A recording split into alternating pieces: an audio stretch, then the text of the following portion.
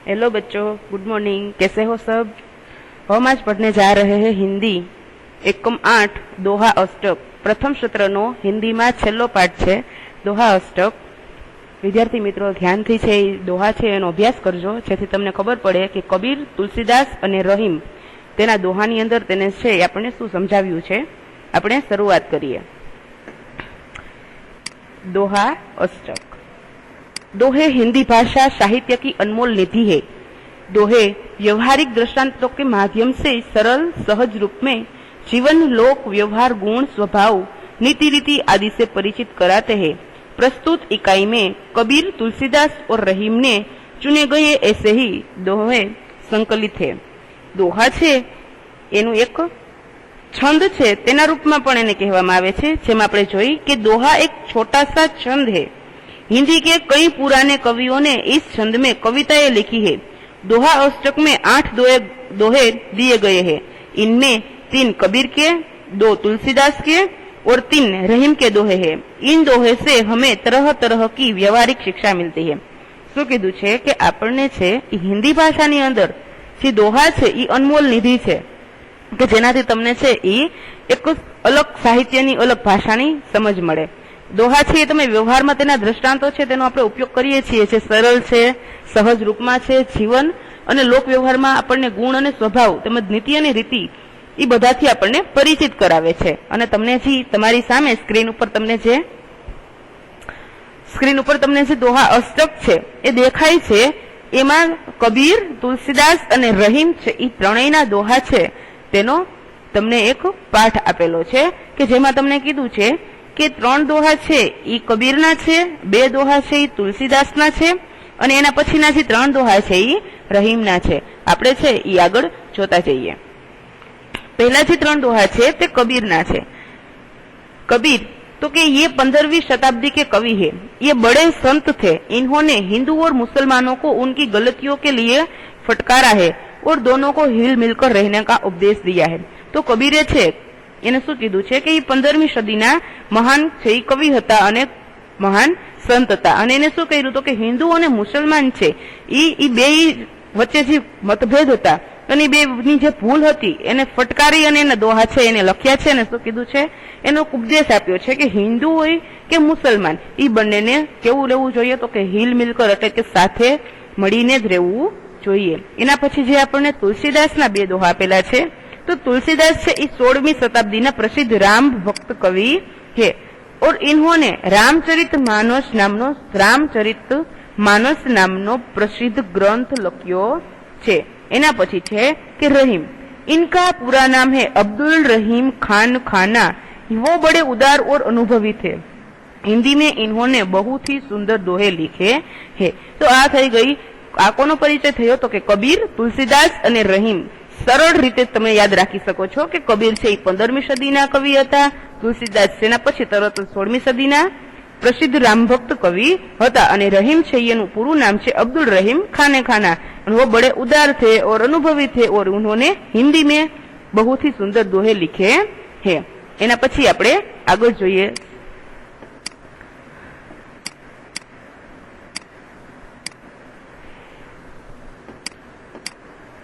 જોઈએ વિદ્યાર્થી મિત્રો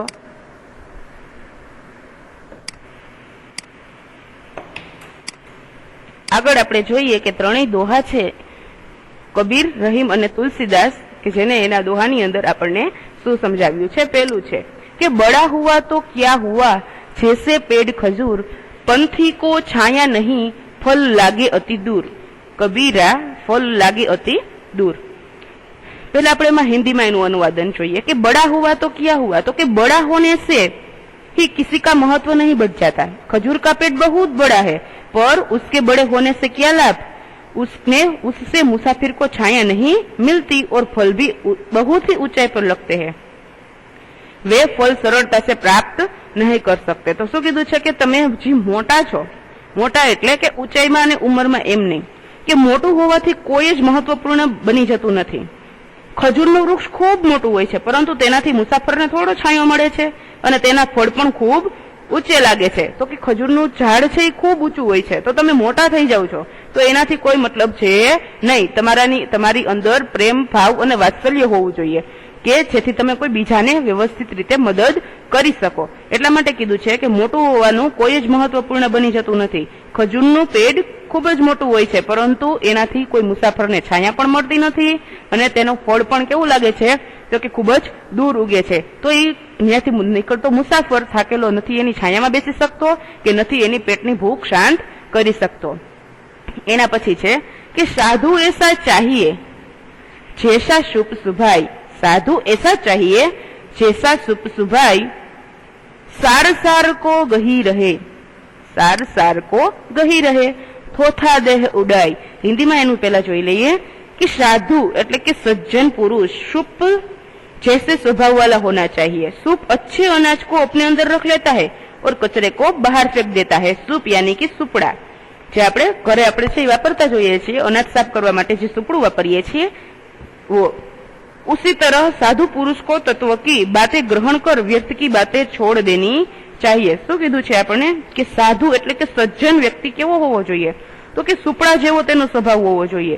જેવી રીતે સુપડું અનાજને પોતાની અંદર રાખી દે છે અને જે ફોફા આપણે કહીએ છીએ તેને ઉડાડી મૂકે છે, એવી જ રીતના સાધુ છે જે સજ્જન પુરુષ છે એ પોતાની અંદર પુરુષ તત્વની વાતો ગ્રહણ કરતી હોવી જોઈએ અને બાકીની જે નકામી વાતો છે તેને છોડી દેવી જોઈએ. તો વિદ્યાર્થી મિત્રો આપણે શું કહે છે કે આપણે એવા બનવું જોઈએ કે જે આપણને આપણા માટે ઉપયોગી છે, આપણા માટે સારું છે, જે આપણને ફાયદાકારક છે એને આપણે આપણી અંદર છે એ ઉતારી દેવું જોઈએ. અને જે નકામી વાતો છે જેનાથી આપણું પણ નથી સારું થતું અને સામેવાળા વ્યક્તિનું પણ સારું નથી થતું તો આપણે એ વાતોને ઉડાવી દેવી જોઈએ એટલે કે ભૂલી જવી જોઈએ. એના પછી છે કે માખી ગુડ में गडी रहे पंख रहो लिपटाई हाथ मले और सिर धुने लालच बुरी बराई कबीरा लालच बुरी बलाई. શું કીધું છે તો કે મક્ખી गुड़ खाने के लिए गुड़ पर बैठती है. गुड़ यानी कि गोड़ और उसमें फंस जाती है. उसके पंख में गुड़ में चिपक जाते हैं. फिर वह कितना भी पछताती और हाथ मलती रहती है, उससे छुटकारा नहीं मिलता. सचमुच लालच बहुत बुरी चीज है. શું કીધું છે કે માખી છે ઈ ગોળ ખાવા માટે ગોળની અંદર બેસે છે, પણ ગોળ છે એ ચીકણો છે. એનો સ્વભાવ કેવો છે, એનો ગુણ કે ચીકણો છે અને એની અંદર માખી છે એની પાંખ છે એ કેવી થઈ જાય છે તો કે ગોળની સાથે ચોટી જાય છે. પછી ગમે તેટલું કરે, ઉડવા માટેના ગમે તેટલા પ્રયત્ન કરે, અફસોસ કરે, પણ શું નથી થતું તો કે ઉડી શકતી નથી અને ત્યાં જ મરી જાય છે. શું કામ તો કે એને શું કરી છે તો કે લાલચ કરેલી છે. આપણે તેનું ગુજરાતીમાં રૂપાંતર જોઈએ કે માખી ગોળ ખાવા માટે ગોળ ઉપર બેસે છે અને તેમાં જ ફસાઈ જાય છે. તેની પાંખો ગોળ સાથે ચોટી જાય છે, પછી તે પસ્તાય છે પણ તેમાંથી છૂટી શકતી નથી. ખરેખર લાલચ એક મોટી આફત છે. એટલા માટે વિદ્યાર્થી મિત્રો આપણે હંમેશા આપણી મહેનતની જ કમાઈ ખાવી જોઈએ, ક્યારેય કોઈ લાલચ કરવી જોઈએ નહીં. લાલચ કરવી જોઈએ પણ શેની તો કે ભણવાની. કેવી રીતે ભણવાની લાલચ તો કે મને આટલું આવડી જ જવું જોઈએ જેથી મને આટલા માર્ક્સ આવશે. તો આ લાલચ તમે કરો તો એ સારી છે કે તમને ઉપયોગી છે, બાકી ખોટી છે એ લાલચ કરવી જોઈએ નહીં. કારણ કે એ ખોટી લાલચમાં બીજા કોઈ ફસાય કે ન ફસાય પણ ખુદ આપણે જ ફસાઈ જઈએ છીએ. આ ઓના જેવું છે કે જે ખાડો ખોદે તે પડે. લાલચ તમે કરશો અને ફસાશો પણ તમે જ. એના પછી આપણે જોઈએ કબીરના દોહા આપણે 3 જોઈ લીધા. એના પછી હવે આપણે જોવા જઈ રહ્યા છીએ તુલસીદાસના દોહા. જોઈએ तुलसी इस संसार में भांति भांति के लोग सबसे हिल मिल चाहिए नदी नाव संजोग. શું કીધું છે આપણે એનું હિન્દીમાં રૂપાંતર કરી લઈએ એટલે પછી તમને ગુજરાતીમાં આવડી જ જશે कि तुलसीदास जी कहते हैं कि संसार में तरह तरह के लोग हैं. भांति भांति એટલે કે अलग अलग. हमें सबके साथ हिल मिलकर रहना चाहिए जैसे नदी और नाव का संयोग रहता है. આપણને શું કીધું છે તુલસીદાસે કીધું છે કે આ સંસારમાં અનેક પ્રકારના લોકો હોય છે તો બધાએ હળીમળી અને સાથે રહેવું જોઈએ. કેવી રીતના હળીમળીને સાથે રહેવું જોઈએ આપણે એક ઉદાહરણ આપ્યું છે કે જેવી રીતના નદી અને હોડી એટલે કે નાવના સંયોગની જેમ જો પાણી ન હોય તો હોડી ન ચાલે અને હોડી હોય તો પાણી જરૂરી છે. એટલે નદી અને નાવ કે એ બે એકબીજા વગર ક્યારેય ચાલી શકતી નથી. એટલા માટે કીધું છે કે નદી અને નાવ જેવો સંજોગ હોવો જોઈએ. કે તુલસીદાસ કહે છે કે આ દુનિયાની અંદર ઘણા બધા લોકો છે તો એ બધાને કેવી રીતના તો કે હિલ મિલકર રહેના चाहिए। तो केवी रीते तो आपने एक उदाहरण आप्युं छे कि जैसे नदी अने नाव जेवी रीते रहे छे तेवी रीते। एना पछी जोईए कि तुलसी हाय गरीब की कबूह न खाली जाय, मुए ढोर के चाम से लोह भस्म हो जाए। तुलसीदास कहे छे, આપણે એનું હિન્દીમાં રૂપાંતર જોઈએ કે तुलसीदास जी कहते हैं कि गरीब की हाय बद्दुआ कभी निष्फल नहीं होती है, मरे हुए जानवर के चमड़े से बनी ठोकनी से लोहा राख हो जाता है, फिर गरीब तो जीवित व्यक्ति है, उसकी हाय कैसे निष्फल जा सकती है। શું કીધું છે આપણને ગુજરાતીમાં જોઈએ કે તુલસીદાસ કહે છે કે ગરીબની હાય કે ગરીબનો નિસાસો કદી નિષ્ફળ જતો નથી, મરેલા જાનવરના ચામડામાંથી બનેલી ધમણથી લોખંડ પણ ભસ્મ થઈ જાય છે, તો પછી ગરીબની બદદુઆ કેવી રીતે નિષ્ફળ જાય। વિદ્યાર્થી મિત્રો, જ્યાં સુધી આપણે કોઈ વ્યક્તિના ચહેરા ઉપર ખુશી ન લઈ આવી શકીએ તો કાંઈ નહીં, પણ કમસે કમ કોઈ દિવસ કોઈને દુઃખ ન પહોંચાડીએ તેનું ધ્યાન રાખીએ। શું કીધું છે કે ગરીબની હાય, તમે કોઈ વ્યક્તિને પરેશાન કરો છો તો એ જો કોઈ બદદુઆ કરે છે તો એ ક્યારે ખાલી જતી નથી। ઢોરના ચામડામાંથી જ એક ધમણ બનાવવામાં આવે છે અને એનાથી શું થઈ જાય છે કે લોખંડ પણ ભસ્મ થઈ જાય છે। જો આવું ઢોર એટલે કે આવું પશુ છે એના ચામડામાંથી બનાવેલું જે ધમણ છે અને જેમાંથી લોખંડ છે એ પીગળી જાય છે, તો જો આ પશુનું આવું થતું હોય તો આપણે તો જીવતા જાગતા મનુષ્ય છીએ, તો આપણા મનુષ્યને જયારે આપણે કોઈને હેરાન પરેશાન કરીએ અને જો એની બધું આપણને લાગી જાય તો આપણે પણ શું કરવું પડે કે એના જેવો જ સમય પસાર કરવો પડે। આપણે જેને જેટલું દુઃખ આપ્યું છે એનાથી આપણને ડબલ દુઃખ પણ મળી શકે, એટલા માટે ક્યારે કોઈને હેરાન કરવા જોઈએ નહીં। એક વાત ખાસ યાદ રાખવી કે આપણે બધાએ હળી મળીને રહેવું, કોઈ દિવસ કોઈને પરેશાન કરવા નહીં। એના પછી આગળ જોઈએ, હવે આપણે બે તુલસીદાસના દોહા જોઈ લીધા, હવે આપણે જોવાના છે 3 દોહા રહીમના। रहीमन धागा प्रेम का मत तोड़ो चटकाई, टूटे से फिर ना जुड़े जूठे गांठ पड़ जाए। શું કીધું છે આપણે એનું હિન્દીમાં જોઈએ कि रहीम जी कहते हैं कि प्रेम के धागे को खींचकर झटके से मत तोड़ो, मत तोड़ डालो, यह एक बार टूट जाने पर फिर जुड़ता नहीं है और जुड़ता भी है तो उसमें गांठ पड़ जाती है, प्रेम में पहले जैसी मिठास नहीं रहती है। આપણે એનું ગુજરાતીમાં રૂપાંતર કરીએ અને શું કહે છે રહીમજી તે જોઈએ કે રહીમજી કહે છે કે પ્રેમના દોરા તંતુને ખેંચીને તોડી નાખશો નહીં, જો એક વખત તૂટી જાય છે પછી પાછો જોડી શકાતો નથી, અને જો જોડીએ છીએ તો પણ તેમાં ગાંઠ પડી જાય છે અને પહેલા જેવો પ્રેમ છે જેવી મીઠાશ હતી તેવી રહેતી નથી। કે આપણે સિમ્પલ એનું ઉદાહરણ જોઈએ કે તમે કોઈ બે ફ્રેન્ડ છો અને તમારા બે વચ્ચે કોઈ મતભેદ થાય છે અને તમે તમારા બંને વચ્ચેનો સંબંધ તોડી નાખો છો, પછી તમને અહેસાસ થાય કે મેં ખોટું કર્યું અને તમે ફરીથી તમારા બે વચ્ચે ફરીથી પાછા ફ્રેન્ડ બની જાઓ, પણ તમે પાછા જે ફ્રેન્ડ બનો છો એમાં એક ગાંઠ રહી જાય છે અને એ ગાંઠ રહે છે એના કારણે શું થાય છે કે તમારી બે વચ્ચે જે પેલી ફ્રેન્ડશીપ હતી એ રહેતી નથી, અને દર વખતે તમને એક વાત યાદ આવે છે કે આપણે આવું કહ્યું હતું જેના કારણે આપણે બે અલગ થયા અને ફરીથી તમે ભેગા થયા, તો પેલા જેવી જે મીઠાશ છે એ રહેતી નથી। એટલા માટે હંમેશા વ્યક્તિઓની સાથે કે કોઈ તમારા ફ્રેન્ડ છે એની સાથે હળી મળીને રહો, કોઈ મતભેદ કરો નહીં, જેથી કોઈ ગાંઠ પડે નહીં અને તમારા જે દોસ્તી છે તમારો જે પ્રેમ છે તેની વચ્ચે કોઈ કડવાહટ પણ આવે નહીં, મીઠાશથી રહો। એના પછી તરુવર ફલ નહીં ખાત હે, સરવર પીહિત નહીં પાણી, કહી રહીમ પર કાજ હિત, સંપત્તિ સંચહી સુજાની। શું કીધું છે કે તરુવર એટલે કે पेड़, कि रहीम जी कहते हैं कि पेड़ अपने फल खुद नहीं खाते हैं, सरोवर अपना पानी खुद नहीं पीते हैं, इसी तरह सज्जन दूसरों को भला करने के लिए ही संपत्ति का संग्रह करते हैं। रहीम जी कहे छे કે વૃક્ષ ક્યારે પોતાના ફળ ખાતું નથી, ક્યારે જોયું છે કોઈ વૃક્ષને પોતાનું ફળ ખાતા નહીં ને। એના પછી કે સરોવર પોતાનું પાણી સ્વયં પીતું નથી, કે ક્યારેય સરોવર નદી છે એ પોતાનું જ પાણી ક્યારેય પોતે પીતું નથી, એવી જ રીતે સજ્જનો બીજાનું ભલું કરવા માટે સંપત્તિનો સંગ્રહ કરે છે। ઘણી વખત તમને છે એ કોઈ દાન છે એ તમે નામ સાંભળ્યું હશે કે કોઈ આપણને જે શિષ્યવૃત્તિ આપણને મળે છે અથવા તો કોઈ આર્થિક લાભ મળે છે, તો એ સજ્જન વ્યક્તિઓએ જયારે ભેગું કર્યું છે ત્યારે આપણને મળે છે, તો એ સજ્જન વ્યક્તિ જયારે છે આવું એકઠા કરે છે કોઈ શિષ્યવૃત્તિ કે કોઈ એવું દાન કે જે ગરીબ વિદ્યાર્થીઓને અથવા તો ગરીબ લોકોને શું કરી શકે તો કે થોડીક મદદ કરી શકે, તો જે સજ્જન વ્યક્તિ આ કામ કરે છે તો તે પોતાના માટે કઈ ભેગું કરતું નથી, જે પણ સંપત્તિ સંગ્રહ કરે છે એ બીજાના લોકોના ભલા માટે જ કરે છે। એટલા માટે એને ઉદાહરણથી આપણને સમજાવ્યું છે કે જેવી રીતે વૃક્ષ છે એ પોતાનું ફળ ખાતું નથી, જેવી રીતે સરોવર પોતાનું પાણી પીતો નથી, એવી જ રીતે સજ્જન વ્યક્તિ પણ જે ધન સંપત્તિ સંગ્રહ કરે છે ક્યારે પોતાના માટે કરતો નથી.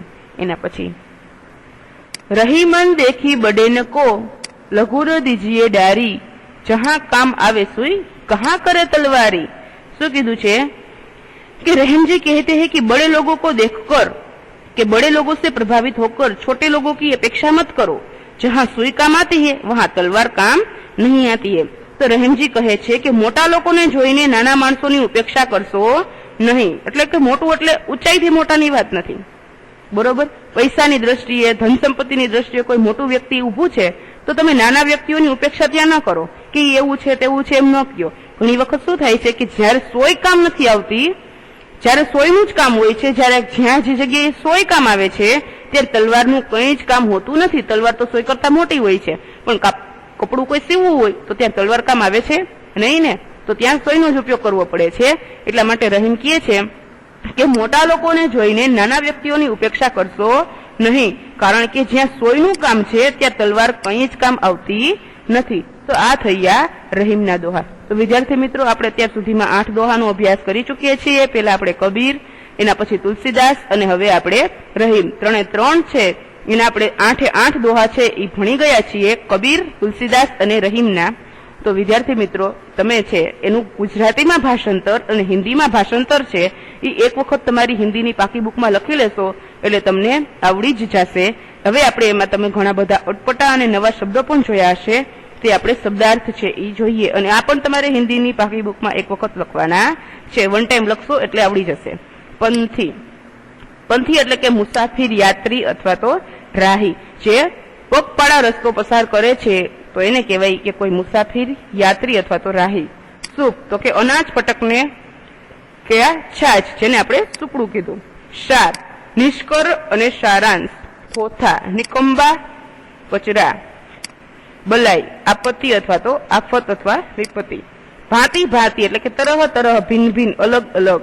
હાય, બદદુઆ, ભસ્મ એટલે કે રાખ। ચટકાઈ તો કે શીઘ્ર અને તુરંત અથવા તો ફોરન। તરુવર, પેડ। સરોવર, સરોવર, સંચહી એટલે કે સંગ્રહ કરનાર। સુજાની, ચતુર। બળેન એટલે કે બડા અને તલવારી એટલે કે તલવાર। હવે આપણે જોઈએ મુહાવરા। હિલ મિલકર ચલના એટલે શું કીધું છે કે સહયોગ કરના। લોહા ભસ્મ હો જાના, કઠિન ચીજ કા ભી ના સોના। તો તમારે મુહાવરા છે તેને પણ તમારી હિન્દીની પાકી બુકમાં એક વખત લખવાના છે, જેથી તમને આવડી જાય। એના પછી વિદ્યાર્થી મિત્ર તમને અભ્યાસ આપેલો છે અને અભ્યાસની અંદર તમને પ્રશ્ન છે એ મૌખિક ઉત્તર દીજીએ વો કહા હે। તો મૌખિક ઉત્તર તમે જો મારી સામે હોત તો મને આપત, મને ખબર જ છે, પણ અત્યારે તમે તમારી ઘરે છો તો તમારે તમારા મૌખિક ઉત્તર છે એ હિન્દીની પાકી બુકમાં એક વખત લખવાના છે, જેથી તમને સમજમાં બધા આવી જાય। પ્રશ્ન નંબર 1, 2, 3, 4 અને 5 જે તમારે મૌખિક ક્યાંયથી જોઈને લખવાના નથી, તમે જે પાઠ સમજ્યા છો એ જ તમારે કરવાના છે। એના પછી प्रश्न नंबर 2 कि नीचे दिए गए शब्दों में विलोम शब्दों को सही जोड़े बनाइए और उदाहरण के अनुसार वाक्यों में प्रयोग करिए। તમને જે ઉપર શબ્દ આપેલા છે એને તમારે એના જેવો જે વિલોમ શબ્દ આવે છે એક બનાવવાનો છે। તમને જો એક વાક્યમાં પ્રયોગ કરીને આપેલું છે કે સત્ય, તો સામે છે અસત્ય। તો એવી જ રીતના તમારે જો આમાં પહેલું જ છે કે આદર, તો તમારે આમાંથી જોવાનું છે કે આની યારે કયો વિલોમ શબ્દ છે, તો કે આદર તો અનાદર। એવી રીતે તમારે બીજા પણ શું બનાવવાના છે કે આવા છે એ શબ્દોની જોડ બનાવવાની છે અને સામે તેનું શું કરવાનું છે તો કે એનું તમારી જાતે જ એક વાક્ય બનાવવાનું છે। એક આપણે આદર જોયું, સામે અનાદર જોયું, એના પછી આપણને છે સ્વરાજ, તો તમે આમાં તરત જ ગોતી દેશો સ્વરાજ છો પરકાજ। તો એવી રીતે તમારે વાક્યમાં પ્રયોગ કરવાના છે બધા જ શબ્દોના। એના પછી છે પ્રશ્ન નંબર 3 કે અંદાજ અપના અપના। અહીંયા તમને આપેલું જ છે કે અંદાજ અપના અપના, તો એનો સીધો જ મિનિંગ એવો થાય છે કે તમારે આ વાંચી આખો પેરેગ્રાફ અને તમારો અંદાજ તમે લખવાનો છે કે જો તમે એની જગ્યાએ હોત તો શું કરત। આપણે આ અભ્યાસક્રમમાં પહેલી વખત જ નથી આવ્યું, ઘણી બધી વખત આવી ગયું છે કે અંદાજ અપના અપના એટલે કે તેની અંદર તમને જે પેરેગ્રાફ આપેલો છે એને તમારે વાંચવાનો છે અને એ પેરેગ્રાફ ઉપરથી તમને એક પ્રશ્ન પૂછ્યો છે એનો તમારે જવાબ આપવાનો છે, જે તમે હિન્દીની તમારી પાકી બુકમાં અવશ્ય લખશો. એના પછી प्रश्न नंबर 4 કે નિમ્નલિખિત દોહે કા ભાવાર્થ સ્પષ્ટ કીજીએ. આપણે જે દોહા ભણ્યા છીએ એનું જ ગુજરાતીમાં તમારે શું કરવાનું છે તો કે રૂપાંતર કરવાનું છે. અને હિન્દીમાં પણ આપણે બેય ભણ્યા છીએ, પહેલા હિન્દીમાં ભણ્યા અને સાથે સાથે ગુજરાતીમાં ભણ્યા. તો તમારે એ ભાવાનું સ્પષ્ટ શું કરવાનું છે કે એનો જે અર્થ નીકળે છે એ તમારે સ્પષ્ટ લખવાનો છે. એમાં તમને પહેલો, બીજો અને ત્રીજો ત્રણેયના અલગ અલગ તમને દોહા આપેલા છે, કબીર, તુલસીદાસ અને રહીમ. તો તમારે એનો ભાવાર્થ છે એ લખવાનો છે. એના પછી આપણે જોઈએ કે સ્વાધ્યાય. એમાં પ્રશ્ન નંબર પહેલો કીધું છે કે નિમ્નલિખિત પ્રશ્નો કે ઉત્તર દીજીએ. જો તમે મારી સામે હોત તો અવશ્ય તમે આંગળી ઊંચી કરી અને જવાબ આપત. આજે તમે ઘરે છો તો તમારે ઘરે 5 છે એ પ્રશ્નના શું કરવાના છે કે જવાબ તમારે હિન્દીની પાકી બુકમાં લખવાના છે. એના પછી આપણને નાનો એવો વ્યાકરણ વિભાગ આપેલો છે જેમાં છે ભાષા સજ્જતા. જોઈએ કે નીચે દિए गए वाक्यों के रेखांकित शब्दों का ध्यान से पढ़िए. पहले આપણે 4 વાક્ય છે એને જોઈ લઈએ કે વહ कौन जा रहा है, बीजू पहला इनाम किससे मिला, त्रीजू आप क्या लाए हैं, चौथું किसने कहा आज छुट्टी है. તમે જોઈ શકો છો કે 4 વાક્યની અંદર તમને પાછળ શું આપેલું છે તો કે પ્રશ્નાર્થ ચિહ્ન છે એ આપેલું છે. એટલે એનો મતલબ એવો છે કે તમને શું કરેલું છે તો કે પ્રશ્ન પૂછેલા છે. જોઈએ કે ઉપરયુક્ત વાક્યો में અહીંયા તમે જોઈ શકો છો કોણ, એના પછી છે કિસે, પછી છે ક્યા અને એના પછી છે કિસને. जैसे शब्दों से प्रश्न पूछे गए है तो एनु परिणाम એટલે કે પરિભાષા એની શું નીકળે છે તો કે સંજ્ઞા કે વિષય में जिन शब्दों से प्रश्न किया गया जाए अथवा तो कोई प्रश्न पूछवामां आवे तो एने प्रश्नवाचक सर्वनाम कहलाते हैं. जैसे कि कौन, किस, क्या અને કિસને. અહીંયા આપણને પ્રશ્ન પૂછવામાં આવ્યો છે અને પ્રશ્નની અંદર તમને કેવા શબ્દનો ઉપયોગ કરવામાં આવ્યો છે તો કે કોણ, કિસે, ક્યા અને કિસને. જો તમે આ વાક્ય વાંચો તો તમે આવી રીતે વાંચી શકો વહ કોણ જા રહા હે, તમને પાછળ પ્રશ્ન થાય છે એટલે આપણે પ્રશ્નાચિહ્ન છે. એના પછી છે કે પહેલા ઇનામ કિસે મિલા, એક પ્રશ્ન થયો. એના પછી આપ ક્યા લાયે હે અને ચોથું કિસને કહા આજ की छुट्टी है. એટલે આમાં કોઈ વ્યક્તિ છે એનું નામ આવતું નથી. આમાં તમને 4 છે એ શબ્દોથી પ્રશ્ન પૂછવામાં આવેલો છે. તો આને કયું કહેવાશે, આ વાક્ય છે એ બધા વાક્યોને કેવા વાક્ય કહેવાશે તો કે પ્રશ્નવાચક સર્વનામ. કેવું કે પ્રશ્નવાચક સર્વનામ. એવી રીતે તમને નીચે આપેલું છે, તમે જોયો કે નીચે दिए गए वाक्यों में रेखांकित शब्दों को ध्यान से पढ़िए. ઉપર તમે જે પ્રશ્ન ચિહ્નની નિશાની જોઈ અને વાક્ય બોલતા બોલતા તમને થયું કે આ મને પ્રશ્ન પૂછેલો છે અથવા તો હું કોઈને પ્રશ્ન પૂછું છું તો એ તો પ્રશ્નવાચક સર્વનામ આવ્યું. એના પછી જોઈએ કે जैसा करोगे वैसा भरोगे, जो मन लगाकर पढ़ेगा वह अवश्य उत्तीर्ण होगा, किसकी लाठी, जिसकी लाठी उसकी भैंस. तो आमा तमने શું કીધું છે કે ઉપરયુક્ત વાક્યો में जैसा वैसा, जो वह, जिसकी उसकी परस्पर संबंधित संबंध है.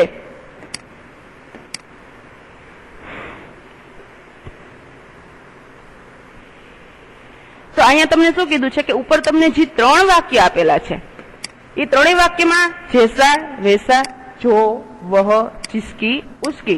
તો અહીંયા તમને વાક્યની અંદર 2 શબ્દની નીચે લીટી કરેલી છે અને 2 શબ્દો એકબીજા ઉપર શું કરેલા છે કે એકબીજા ઉપર પરસ્પર સંબંધિત છે. આપણે નીચે એની પરિભાષા જોઈ લઈએ કે આપણને શું કહેવા માંગે છે કે વાક્ય में संबंध बताने वाला सर्वनाम.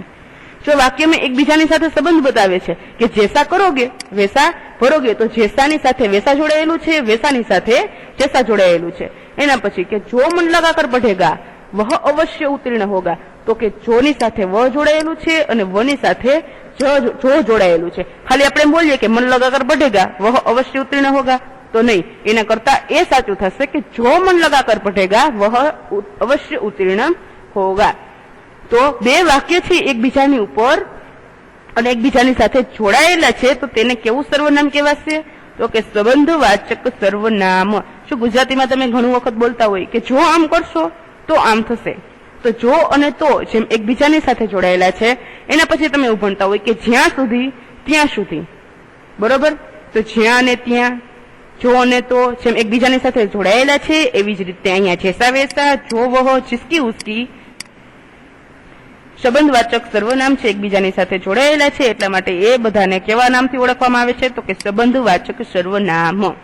તો વિદ્યાર્થી મિત્રો, આપણે અહીંયા છે એ બે પ્રકારની છે એ ભાષા સજ્જતા ભણ્યા. એમાં એકમાં આપણે ભણ્યા પ્રશ્નવાચક સર્વનામ અને બીજું ભણ્યા સંબંધવાચક સર્વનામ.